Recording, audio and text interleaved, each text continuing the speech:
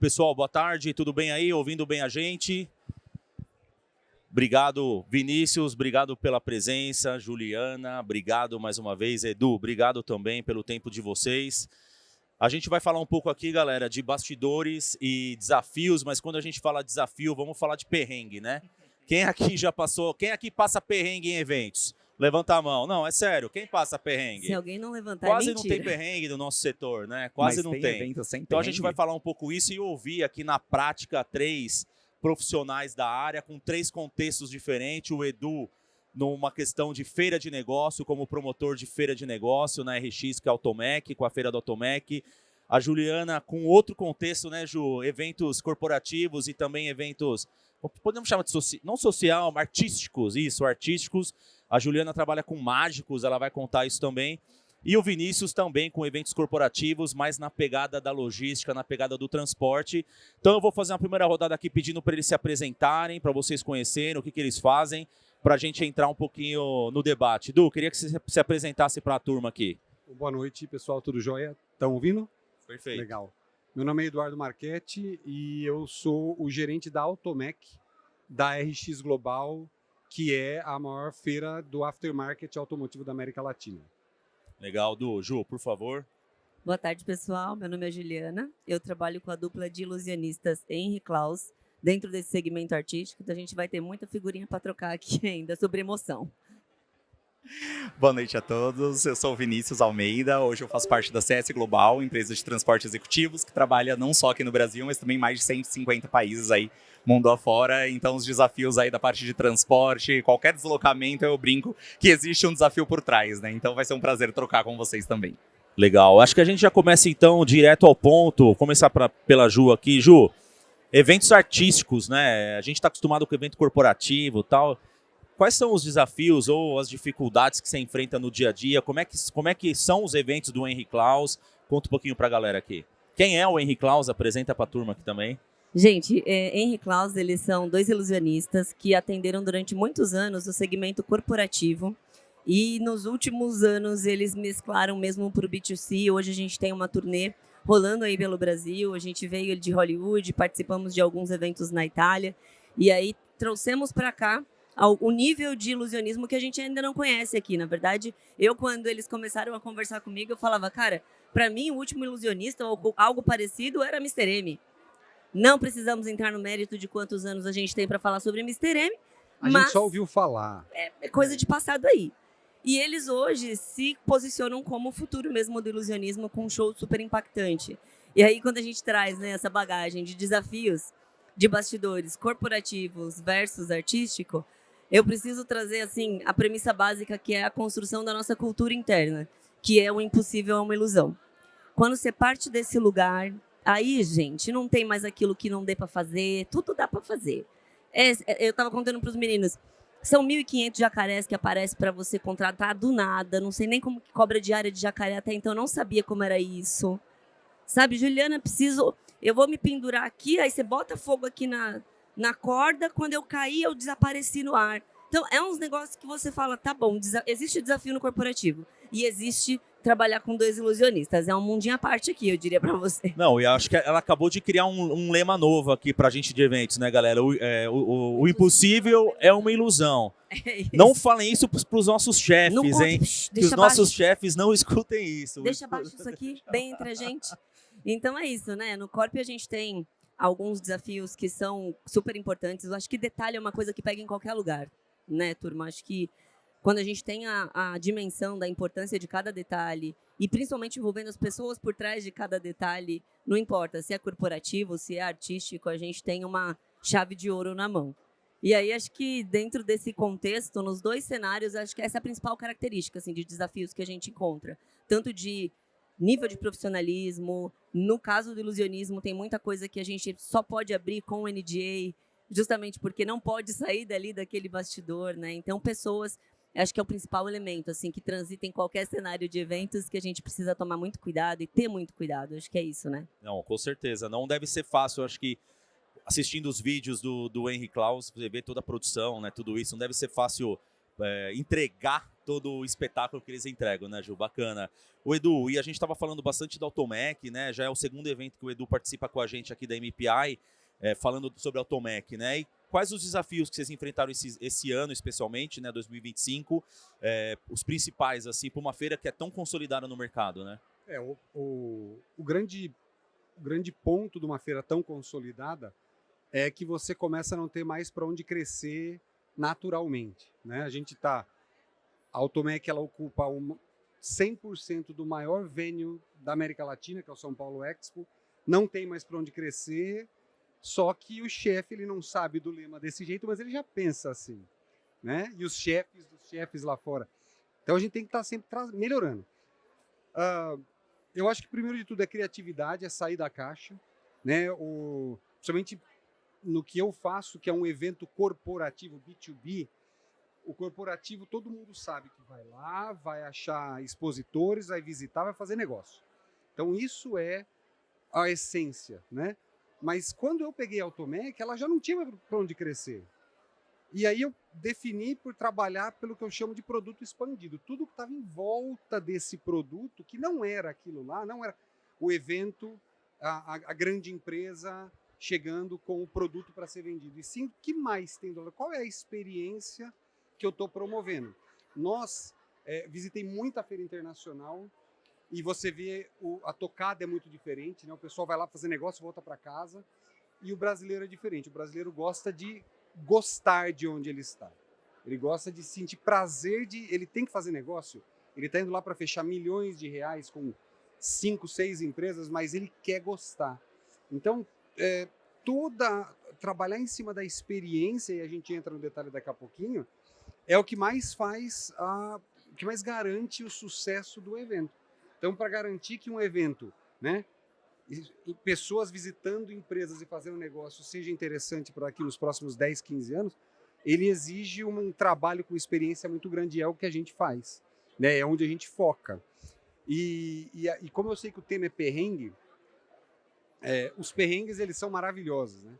Hoje a gente dá risada dos perrengues, na hora é complicado. Mas o perrengue, ele é que nem andar de moto, né? É como andar de moto. Você tem 80% a responsabilidade é tua, 20% você está no risco de acontecer alguma intempérie. Então, no caso do evento, o profissionalismo que foi citado, a velocidade de reação e a regra. Olha, eu aprendi a duras penas, eu vou contar um caso depois, sobre o que uma flexibilização desnecessária numa regra simples pode causar de estresse, que você não precisava ter, né? Mas então é isso, um grande evento, quanto maior eu acho que quanto mais fixar, mais descobrir o que traz o cara para dentro, quer dizer, o que deixa o cara feliz, o que deixa o participante querendo participar e como evitar a maior quantidade de perrengue, mantendo a regra do jeito que precisa. E 100 mil pessoas na edição, você falou? 100 mil pessoas, 105 mil pessoas esse 105 mil ano. pessoas em 5 dias, não é? Com certeza perrengue vai ter, né, gente? E no sábado, 30 e tantas mil pessoas. No mesmo dizer, dia. Não é fácil, realmente. Vini, conta pra gente, lá na CS Global, eu queria que você explicasse um pouquinho o que vocês fazem, né? Mas, de uma forma geral, os principais desafios que vocês enfrentam, os maiores perrengues aí do dia a dia. Mas quanto tempo a gente tem até as 10 da noite? É alguma coisa mais breve? Logística, Não, né? eu acho que primeiro você dá uma geral, depois a gente entra no case, vai. Não, maravilha. A CS hoje é uma empresa que trabalha com foco no transporte executivo.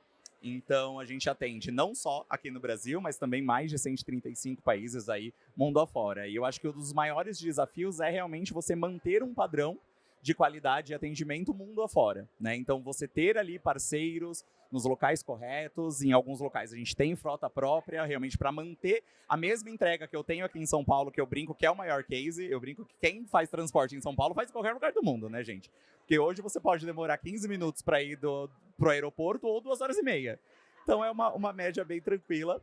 Então, eu brinco que a grande dificuldade realmente é você manter esse padrão de atendimento, de entrega para todos os clientes. O mesmo cliente, às vezes, a mesma agência, o mesmo produtor que eu atendo aqui em São Paulo, eu tenho que garantir que a experiência que ele vai ter no interior lá da Argentina ela seja ali com um veículo de qualidade, com um veículo com todos os padrões de atendimento, com um motorista alinhado, com toda a questão.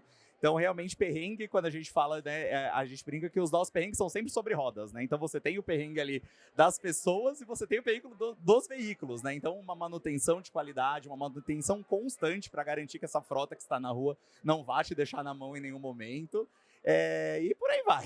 Não, aproveitar que você está com a palavra, conta um pouquinho, qual que é o, não o maior, mas o case de sucesso que você quer trazer aqui pra gente e os principais desafios, perrengues, dificuldades, enfim, que esse case trouxe aí para a CS. Eu acho que quando a gente fala de grandes eventos, principalmente aqui em São Paulo, todo mundo pensa na Fórmula 1. Então eu brinco que a Fórmula 1 ela é um case de sucesso, mas ela é um case de complexidade, assim, porque realmente é um evento atípico e eu brinco que é um evento atípico pro Brasil, assim. Eu, antes de entrar nesse universo, antes de fazer a primeira Fórmula 1 lá em 2017, que acho que foi a primeira edição que eu pude acompanhar, eu não sabia que o Brasil era tão aficionado, que o brasileiro era tão consumidor de Fórmula 1 como é, a ponto de pagar aí 30 mil por uma credencial para assistir ali o domingo da corrida. Então, quando você fala de Fórmula 1, você está falando de um local afastado, de um local de difícil acesso, que não tem uma estrutura, infelizmente, ainda propícia, principalmente para os veículos. É um local que, quando a gente fala de grandes eventos, eu acho que vale a gente diferenciar o público que está indo para lá. Porque é um lugar onde você tem ali um The Town, que acontece, um Lollapalooza, um festival de música, com um público muito mais jovem e que tem um costume de ir de trem, de metrô, de Uber, que não demanda uma movimentação de frotas ali para a região. Claro, qualquer coisa que você faz no autódromo pela quantidade de pessoas é um transtorno ali na região. Mas quando você fala de Fórmula 1, é um público que ele vai de carro próprio ou ele vai de transporte executivo. Não é um público que vai sair de casa no domingo de manhã e vai pegar um trem para ir andando ali e chegar até o portão dele.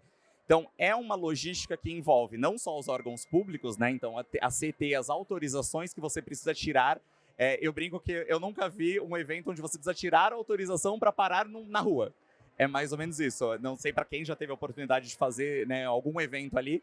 Você tem ali ao ponto de você chegar e você ter que convencer o seu cliente que quanto mais cedo ele for, melhor vai ser para ele ir embora de lá. Porque os veículos eles vão parando ali no bolsão, que eles chamam, né, o bolsão Z. É um bolsão público. Então, primeiramente, você precisa avisar a CT, né, de quantos veículos você vai levar para lá, para que você receba essa autorização para ficar parado ali no entorno. E, basicamente, para você sair mais cedo, você tem que chegar mais cedo, porque aí você está mais próximo da saída. E, às vezes, é aquele cliente que, assim, não, mas a corrida começa só meio-dia, eu quero sair do hotel 11 horas. Cara, 11 horas, para você sair de lá, 18 horas você vai estar pensando em sair, sabe? Então, a gente tem toda essa questão de você convencer o cliente. Claro, existem situações em que, se é um cliente patrocinador, eu brinco que hoje, depois de um tempo, depois de passar muito perrengue na chuva, no sol ali nos arredores, eu só acompanho o evento se ele tiver o parking pass para parar dentro do autódromo. Porque aí o veículo ele tem lá o lugar dele, é fácil, é tranquilo, não é, tá? A última edição eu tomei chuva porque eu decidi sair para comer, a chuva pegou no meio do caminho, eu e o motorista voltamos correndo pro micro-ônibus e tive que me trocar completamente porque eu tava encharcado e tinha que tirar os clientes que eu tava acompanhando de lá de dentro daqui meia hora, sabe? Então, eu brinco que hoje eu só faço porque o veículo fica parado lá dentro. Mas ainda assim, esse fato de ficar parado lá dentro, na última edição a gente demorou 1 hora para sair de dentro do estacionamento do autódromo, com 3 vans. Não adianta, evento grande, né, cara? Eu falo porque eu tô em autódromo direto também, em Interlagos, aqui é absurdo. Agora, na Copa Truck tinha 40 mil pessoas, né? Então, é um acúmulo de pessoas no mesmo lugar, querendo chegar na mesma hora e querendo ir embora na mesma hora com tranquilidade, né?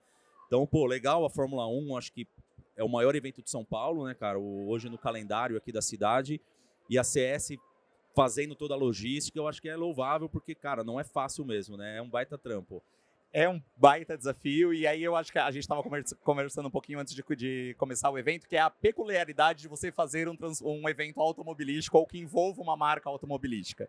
Então, se é um evento da Volks, todos os veículos precisam ser, né, do grupo Volks. Se é um evento da Fiat, todos os carros precisam ser do grupo. Então, além de tudo isso, você tem a peculiaridade de cada cliente. A gente trouxe o caso que a gente atendeu alguns anos atrás, um grupo da Pirelli, e todos os ônibus tinham que ter pneus Pirelli, ou pelo menos ali a parte onde está sendo visto dos pneus tinham que ser da marca Pirelli para agradar o cliente, para agradar também os clientes que estão ali indo para o evento, né? Então, você tem toda essa logística prévia de preparar os veículos e garantir que esses veículos vão estar do jeito que o cliente espera também. Tem coisa que a Globo não mostra, né? Essa é uma delas, né, gente? É justamente isso. Ô Ju, e conta pra gente, dos cases aí do Henry Claus, falou que você tá com eles há 4 anos, né? Qual foi o maior case que você tem nesses 4 anos e as maiores dificuldades, né? Sem dúvida, a nossa turnê, que foi o ano passado e a gravação foi no Pharmacy Arena, tem uma curiosidade, né? Essa gravação, ela se tornou um produto Disney Plus e lá a gente vivenciou o maior desafio da história deles, né? Então foram 8.000 pessoas, um nível de show e de público que para esse segmento artístico a gente ainda não tinha vivenciado. O Brasil ainda não havia vivenciado. E aí toda a parte de efeitos especiais que estão em torno desse show é uma grande complexidade, porque você fala, eu vou botar fogo no palco. Não, você não vai? Sim, eu vou. Você vai me falar como que eu vou fazer isso, me passa todas as normas de segurança, tá tudo certo. Mas eu vou botar fogo no palco, sabe? Eu lembro quando a gente foi para o American Got Talent, a gente também teve, óbvio, um desafio enorme. Eu botei fogo num barril que estava suspenso a 8 metros do chão. Fora do Brasil, como que você vai explicar que isso é seguro e que a gente garante essa segurança? Então, essa questão de efeitos especiais acaba sendo bastante complexo quando a gente olha para o cenário artístico, sabe, gente? E quando a gente vai para o ambiente corporativo, a gente tem grandes convenções de clientes. Então, imaginem que sei lá, o Banco Itaú, a Porto Seguro, muitas empresas do segmento de tecnologia hoje têm contratado muito a Dupla, porque eles são modernos, eles são tecnológicos, eles são o futuro desse ilusionismo. E a gente cria um show personalizado para essas empresas. E aí, qual que é o nosso grande desafio? Se num palco onde a norma é nossa, já é difícil conseguir montar tudo do jeito que a gente precisa, quando a gente é uma atração de um evento, convencer o cliente final, convencer a agência de que se aquele detalhezinho... Eu estava falando que, por exemplo, tem uma abertura que eles fazem que eles precisam que o LED esteja encostado no chão. Imagina que a ABS contratou a Dupla e querem essa abertura. O LED precisa estar no chão, eu não posso ter um rodapé. Não é uma opção, eu não posso ter um rodapé. As agências querem me matar sempre. Mas com jeitinho, a gente vai explicando que, assim, qual que é o nosso DNA? Encantamento. Não tem outro propósito assim que o ilusionismo pode fazer. E isso é universal. Né? A gente conversa, você vê um show, uma criança assistindo o show e você vê um adulto assistindo o show, cara, tá todo mundo ali preso. Por quê? Porque a premissa disso é a curiosidade. E a curiosidade é inerente do ser humano. Então, quando a gente fala não vou te falar um case, sabe, do Corp, mas o Corp em si. O grande desafio é, para a gente junto conseguir entregar o impacto que aquele cliente final espera de nós, a gente precisa que todos nós da pré-produção estejamos alinhados e na mesma página de que não é só um detalhe. Eu falei que eu vou acabar fazendo essa tatuagem um dia. Não existe só. Quando a gente trabalha com evento, não é só nada. Não é só nada. É só mudar a cenografia. Não, não é. Alguém se lasca com isso, o cronograma atrasa com isso. É só trocar o carro. Não, não é. É só pedir uma placa vermelha. Não é. Em cima da hora não tem só, gente. Então, assim, a gente respeita muito, sabe? Vindo dos bastidores, a gente sabe qual é o trabalho de cada um. Então, o nosso grande objetivo é construir algo verdadeiramente impactante, se ajudando ali nessa pré-produção. Então, no Corp, esse é o nosso principal desafio. E no artístico, essa questão de provar para o mundo que o impossível é uma ilusão, fazendo tudo de forma muito profissional. Então, tem dinâmicas que eles levitam a 8 metros no palco. Eles literalmente levantam voo no palco. Para tudo isso acontecer, o nível de sincronismo em um backstage é surreal. Porque tudo está acontecendo num lugar onde ninguém está vendo nada. Nem a produção. O nível de ensaio e de especialização técnica para fazer parte desse backstage é muito sério. O ano retrasado, eles me deram um desafio para o Fantástico. É uma série que chama Ilusões de Risco. E qual era o briefing? A gente vai reconstruir no Brasil os 5 principais óbitos de grandes ilusionistas ao redor do mundo. 5 porque cada um numa região do Brasil, para a gente mostrar que o Brasil é um destino mágico. Você quer ser produção essa hora? Não. Você quer o quê? Você não quer, não. Quero assistir em casa. É isso. Você quer ver no Fantástico? Domingão, às 9 da noite. É isso.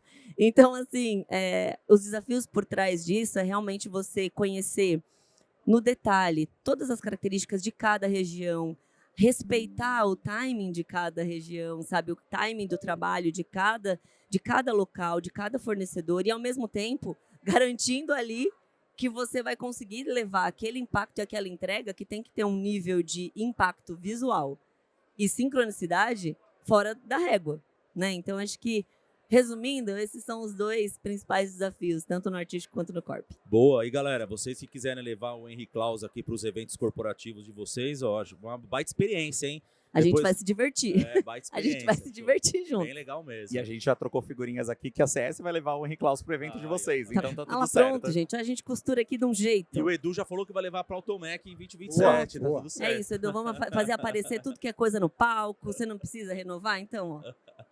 Ô Edu, e aí dando sequência aqui na nossa conversa, claro que o seu case é Automec, né? Mas dentro da Automec, quais são as novidades, né? E qual que é o case que você tem de inovação e tudo mais, e os desafios para fazer isso acontecer? O que a gente aplicou da vez passada, 2023, e essa edição 2025, que aconteceu em abril, a gente ouviu o que o visitante queria.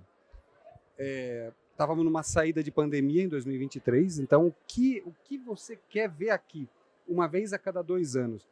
E a primeira coisa que veio foi: a gente quer informação. Beleza. Outra coisa que levantaram: a gente quer formação, a gente quer certificação, né? Imagina que antes da pandemia para depois da pandemia, que veio a guerra e aquele problema todo com o dólar, e os carros zeros ficaram caros, e virou aquele inferno. Tudo remexeu demais na cadeia, tudo renovou. Os carros elétricos chegaram nesse momento, e os mecânicos. Então, quer dizer, o pessoal falou: gente, é muita certificação, é muita coisa. E a Automec, ela é vista como o berço de tudo que vai acontecer nos próximos 2 anos, é lá que começa, né? Então, esses eram os 2 pontos. E o terceiro ponto que nós percebemos, a gente não perguntou, era a experiência. Fala: a gente quer gostar de onde a gente está. Eu quero postar no LinkedIn, no Facebook, no Insta, que eu estou em algum lugar muito legal.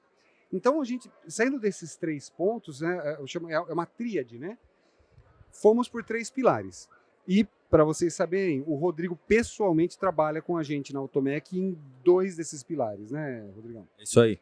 O primeiro pilar, que é da informação, a gente faz algo parecido com isso daqui que nós temos agora, uma arena do conhecimento, onde ele, junto com alguns outros parceiros, Senai, IKEA, etc., acham as pessoas corretas para falar sobre o tema que está nascendo.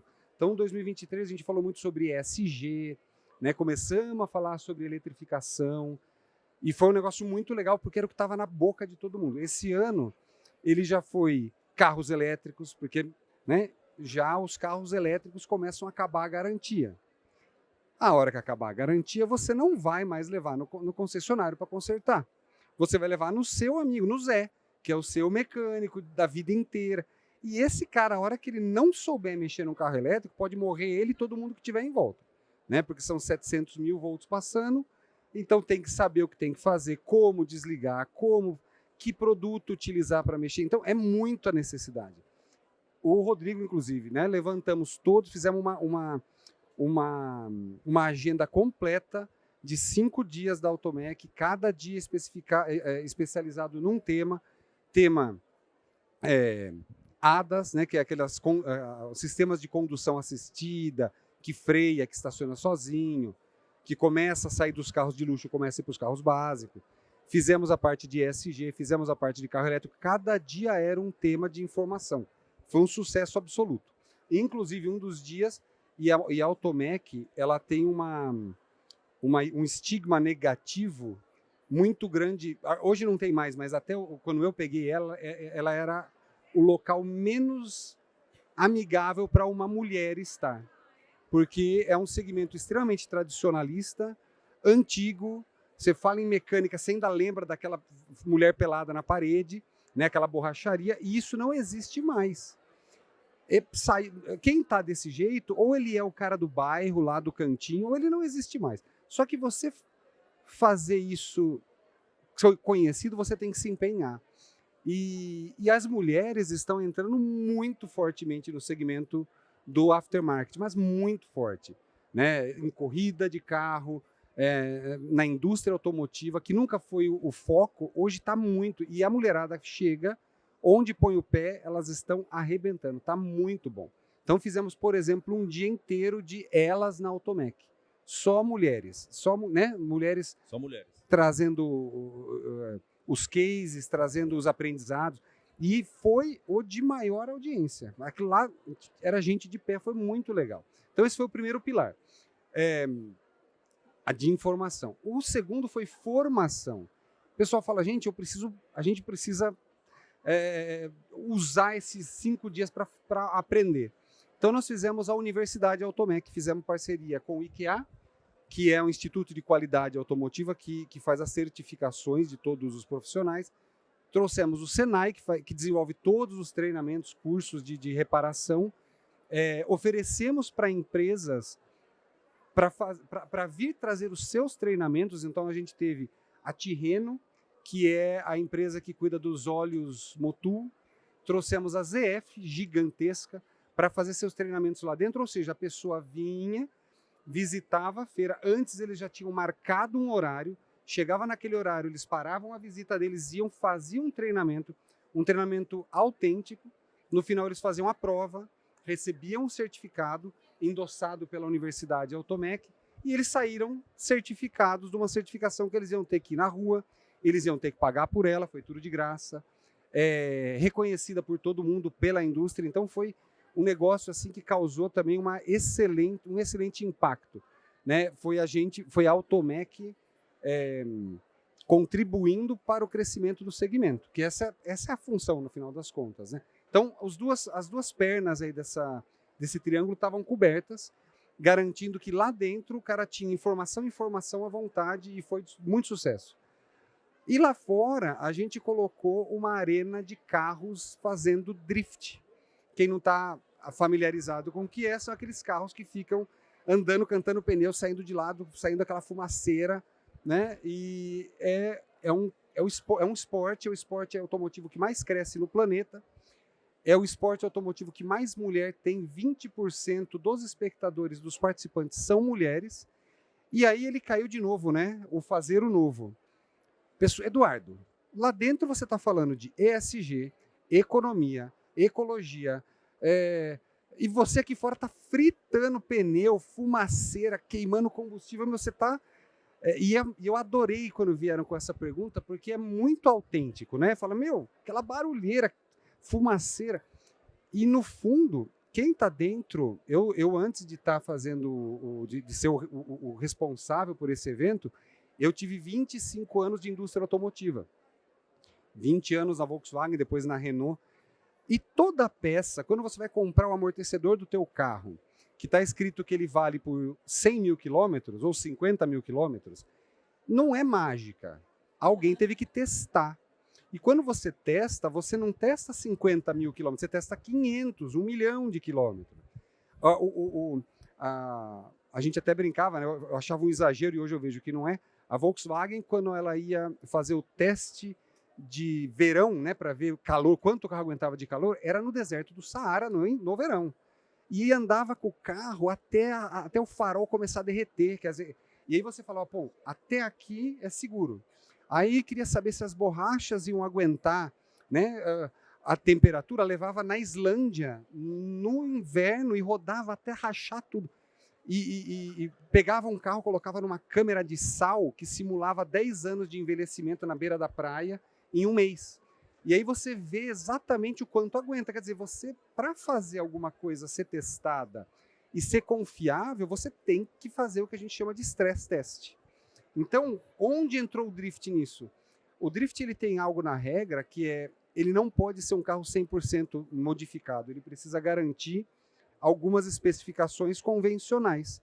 Então, por exemplo, vou dar um exemplo, a pastilha de freio, o amortecedor, a bateria, os estofamentos, tudo que você tem dentro de um carro de competição é o que você compra para pôr no teu carro. Então, a ligação da Automec com esse evento é mostrar que lá fora o bastidor de uma peça linda, maravilhosa, que atende todas as leis de emissão, ela foi testada até arriar, até arrebentar.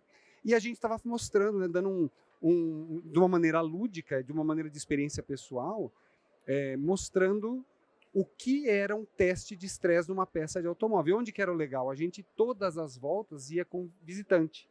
Então o cara ia sentado do lado com um monte de GoPro filmando ele, e a gente mostrava o cara infartando dentro do carro por quase um minuto e meio, dando as voltas rápidas. E é uma competição. Então entram 2 carros, e eles vão a essa distância, né? Carros de 1000 cavalos de potência.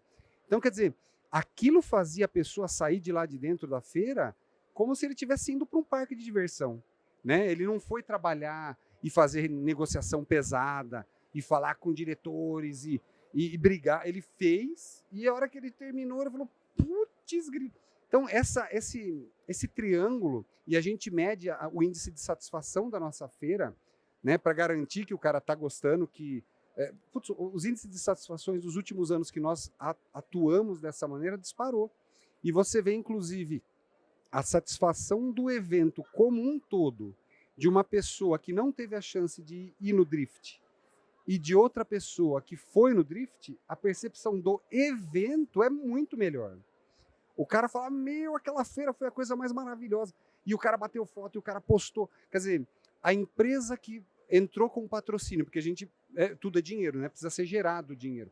A empresa que entrou patrocinando ganhou imagem, porque estava lá junto trazendo a diversão para o cara e o conteúdo.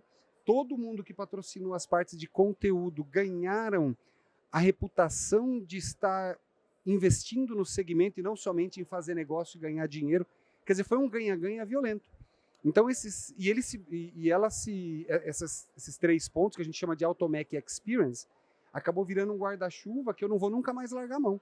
A gente ouve agora, semana que vem, ou na outra, a gente tem a apresentação das pesquisas que nós fizemos. Dependendo da resposta, a gente vai fazer de novo, a gente vai adaptar, a gente vai trazer uma atividade totalmente diferente. E esse, na minha modesta opinião profissional, para você garantir que o cara anseie por estar no teu evento, é que ele de lá vai tirar alguma coisa que ele precisa muito. A garantia de que lá ele está ouvindo o que vale a pena, a profissionalidade de quem está tratando com você e a diversão. O Edu, eu acho que isso que você falou, até desculpa, que eu acho que fica não lição, né, mas a gente entender, né, assim, uma feira é um segmento, é uma ferramenta, vamos chamar de mais tradicional, né, você tem a limitação de espaço e tal, então a gente normalmente está lá acostumado a ir com o stand, né, e ativar, levar a marca e tal, pô, eles estão organizando, né, então primeiro como é que você cresce, que é o desafio que você falou, e como é que você gera experiência, como é que você traz conteúdo, que é um pouco de tudo que a gente vive, né, gente, no nosso dia a dia, né? Como é que você melhora cada vez mais? Se você tem uma limitação de espaço, como é que você cria mais experiência se você é um evento de negócio? Então, eu acho que quando a gente fala de desafio, a gente brinca do perrengue, né? Claro que tem muita dificuldade e tudo mais, mas quando a gente fala do desafio, eu acho que é olhar para esse futuro. E aí, o que eu queria fazer uma rodada final aqui com a galera, porque assim, e eu falo por isso já como cliente que eu já fui e hoje como está do outro lado da mesa, né? Muitos desafios e muitos perrengues a gente passa por causa dos nossos clientes, né? Isso é fato, aqueles pedidos impossíveis, né? Aqueles desejos de última hora, tal. Então, queria que vocês falassem assim, Vini, pensa você não precisa falar quem é, obviamente, mas o que você falaria para o seu cliente? Falar, não faça isso para você não me dar mais perrengue, para você não me traga coisas impossíveis. O que você ia pedir para o seu cliente não fazer que impacta no seu dia a dia, no seu negócio, no seu evento acontecendo lá? Olha, eu vou até pedir desculpas se tiver alguém de hotel do litoral ouvindo, mas não faça um evento no litoral, por favor. Descer a Anchieta precisa de, como é que fala, de autorização. O problema não é nem a autorização de viagem. Isso a gente é comum para fazer ali um Campinas, você também precisa.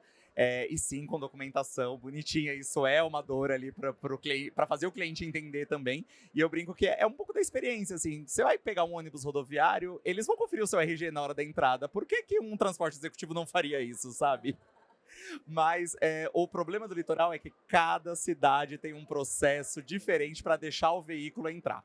Então, se não for um carro ou uma minivan, que eles, né, liberam sem problema, a gente vai ter que literalmente se ajoelhar, implorar ali para a prefeitura para poder deixar aquele veículo, aquela van, aquele ônibus, aquele micro-ônibus entrar. Então eu brinco que assim, com exceção das exceções do Guarujá, porque o Jequitimar tem uma estrutura muito boa para isso, para fazer autorização. É isso que eu ia falar, é isso que eu ia falar. Lá. É isso, A defesa. É isso que eu ia falar. As cidades que os hotéis fazem, né? Se trouxe o exemplo do Jequitimar, porque é isso, não é uma questão do hotel, não é uma questão de quem está organizando, é uma questão da cidade. E cada cidade litorânea lida de uma forma diferente. Então, em alguns lugares é o hotel que tira porque tem isenção. Em alguns lugares, a gente, como transportadora, tem que entrar em contato com a prefeitura. E às vezes é aquilo, eu tenho que entrar com uma van no domingo, o cliente me pediu sexta-feira, 4 horas da tarde. Quem na prefeitura daquela cidade está trabalhando para autorizar o meu veículo, sabe? Então é isso, às vezes a grande dificuldade é isso, às vezes é entender a peculiaridade do local e bater de frente com o governo, né, com o poder público, porque infelizmente ainda tem aquilo, eles querem diferenciar, né, e tirar e minimizar aqueles, ou bate-volta na praia, né, aquelas excursões ilegais e coisas assim, mas entender também as necessidades do transporte executivo. Meu, se eu tô levando 3 ônibus, 4 ônibus, é porque uma grande convenção tá acontecendo ali na cidade. Então, essa flexibilidade pra gente, né, se eu pudesse pedir pro poder público, seria isso.